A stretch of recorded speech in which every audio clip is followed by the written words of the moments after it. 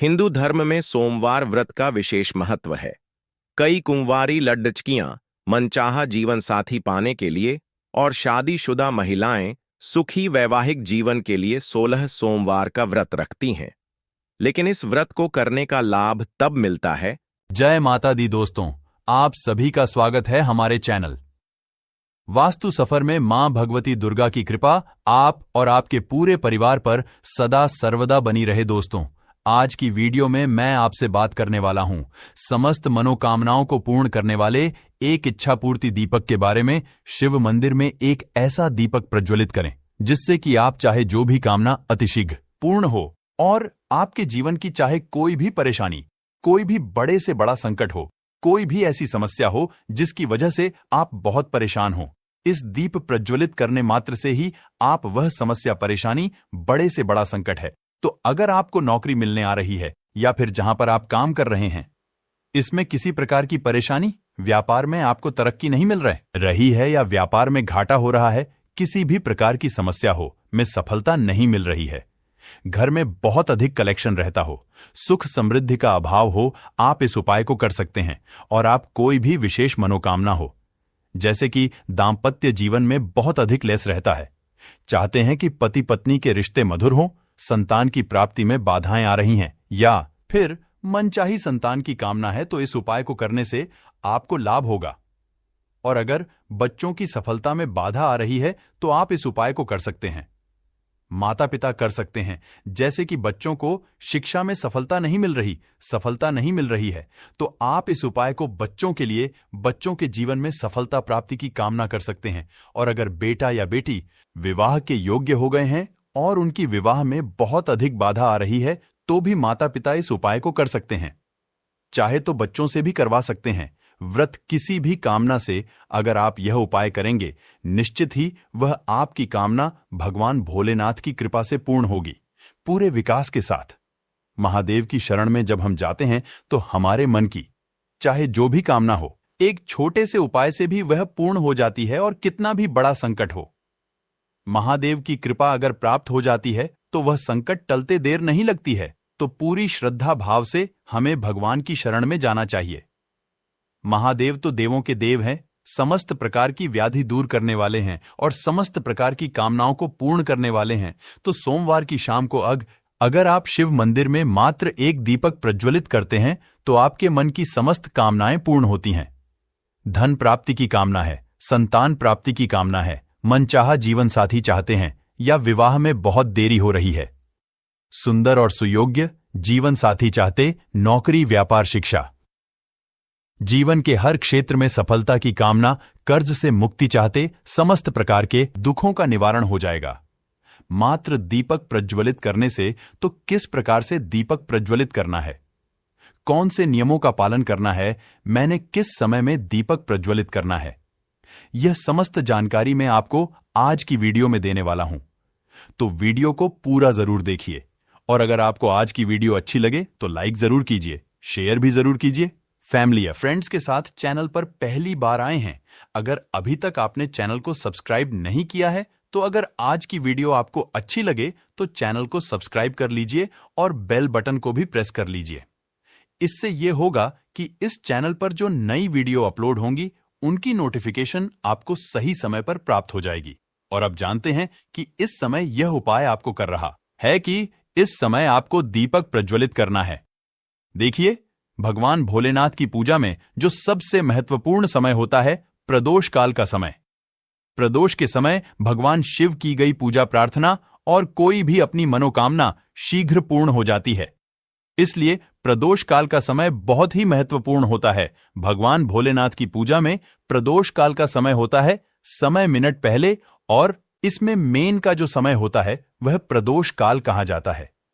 तो इसी समय में जो समय हमारे घर में यह संध्या वंदन का समय होता है, मंदिर जाना है, लेकिन मंदिर जाने से पहले अपने घर में एक दीपक जरूर प्रज्वलित कीजिए जो आपके घर के मंदिर में होता है। घर के मंदिर में संध्या वंदन यानी कि दीपदान करने के बाद ही आपको बाहर मंदिर के लिए जाना चाहिए। तो शाम के समय प्रदोष काल में भगवान भोलेनाथ के मंदिर जाना है और अगर आप चाहे तो पूजा की पूरी सामग्री लेकर जा सकते हैं। जैसे भगवान भोलेनाथ की पूजा में हमें जो भी सामग्री चाहिए, अगर आपके पास उपलब्ध हो, पल्लू, पत्र, धतूरा, भांग, अक्षत इत्यादि जो भी वस्तुएं आपके पास उपलब्ध हो, उन्हें लेकर जा सकते हैं। और अगर यह सभी वस्तुएं उपलब्ध न हो तो मात्र 1 लोटा जल अवश्य लेकर आएं। तांबे के पात्र में थोड़ा सा गंगा जल डालें, थोड़ा जल डालें, मतलब शुद्ध जल से उस पात्र को भर दीजिए और घर से ही आपको जल लेकर जाना है। इस बात का ध्यान रखें, क्योंकि कई बार बहुत से लोगों का कहना होता है कि मंदिर में जल की विधि उपलब्ध है, तो हम घर से खाली पात्र लेकर जाते हैं और जल मंदिर से ही लेकर शिवलिंग पर अर्पित कर देते हैं। ऐसा भूलकर भी नहीं करना चाहिए। घर से हमेशा जल लेकर ही मंदिर जाना चाहिए। आपके घर का जल, आपके घर से जो जल लेकर आप जाते हैं, समस्त प्रकार की समस्याओं का निवारण कर देता है। अगर आपके घर में पितृदोष है, नकारात्मक ऊर्जा है, किसी के कराए तंत्र मंत्र का प्रभाव है, अगर आप घर से जल ले जाकर भगवान भोलेनाथ पर अर्पित करते हैं, तो यह समस्त प्रकार के दुष्प्रभाव जिसकी वजह से आपके जीवन में परेशानियां बनी हुई हैं, वह दूर हो जाते हैं। इसलिए जब भी शिवालय में घर से जल लेकर जाएं, तो ताम्र पात्र में आपको जल लेकर जाना है। अगर बाकी वस्तुएं आपके पास उपलब्ध हैं, तो अवश्य लेकर जाएं। सफेद पुष्प अगर आपके पास उपलब्ध हो तो वह जरूर लेकर जाना चाहिए, जैसे कि आंकड़े का फूल मिल जाए या फिर धतूरे का या कोई और भी पुष्प अगर आपको सफेद रंग का मिल जाता है तो जरूर ले जाकर आज भोलेनाथ को अर्पित करना चाहिए। जलाभिषेक करने के बाद आप पुष्प अर्पित करें। जो भी सामग्री आप भोलेनाथ को अर्पित करने के लिए नहीं, पूजा के लिए कर गए हैं, उन सभी सामग्रियों से भगवान भोलेनाथ की पूजा कीजिए। और सभी वस्तुएं अर्पित करने के बाद शिवलिंग पर आपको 2 लौंग अर्पित करनी है। फूल वाली लौंग होनी चाहिए। वह दोनों था भगवान भोलेनाथ को अर्पित करते समय अपने मन की कामना।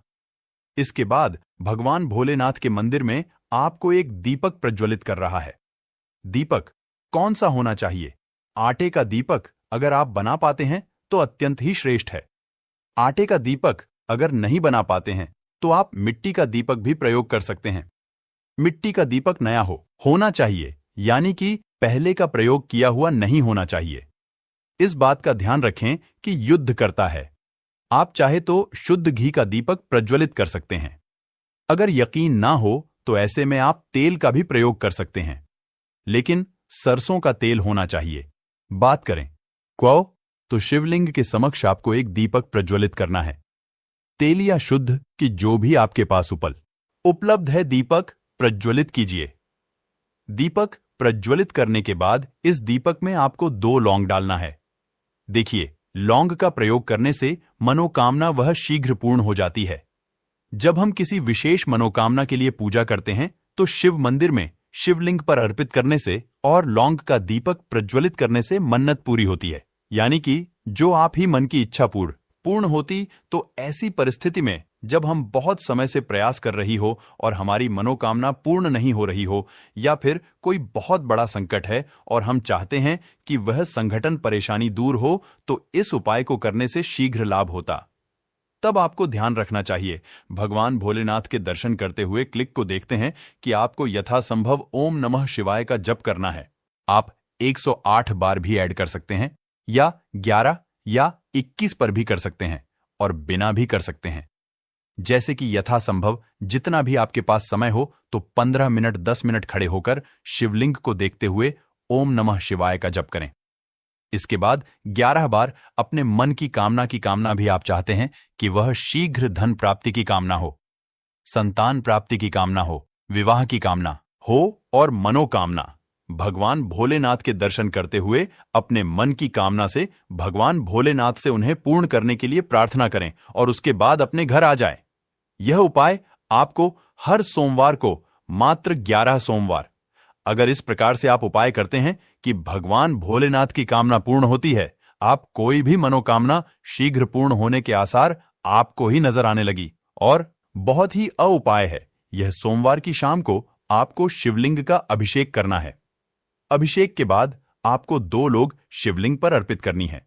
एक दीपक प्रज्वलित करना है। दीपक में भी आपको 2 लौंग डाली है। शिवलिंग की तरफ देखते हुए, यह था संभव जितना भी आपके पास समय हो, जितनी भी आपकी इच्छा, वह ओम नमः शिवाय का जप करें। उसके बाद अपने मन की कामना, और यह उपाय आपको कब तक करना है। 11 सोमवार में ही आप जो है वह हो जाएगी। लेकिन अगर इतने में आप इच्छा पूर्ण नहीं होती है तो आप चाहे तो आगे तक कि जब तक की कामना पूरी नहीं होती तब तक आप इस उपाय को कर सकते हैं और मन में किसी भी प्रकार का संघ, क्योंकि आप चाहे तो आप अवश्य पूर्ण होगी। हो सकता है थोड़ा समय लग जाए, लेकिन उनकी इच्छा हो, भगवान भोलेनाथ उसे अवश्य पूरा करेंगे।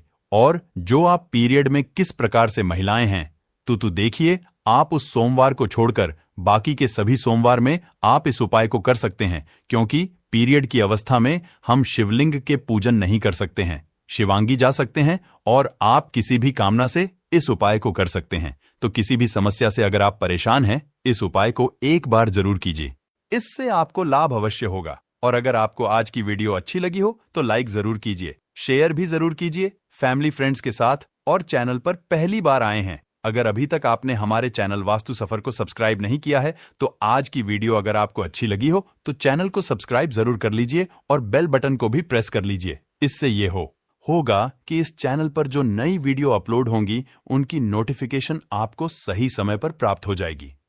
वीडियो के अंत तक बने रहने के लिए धन्यवाद।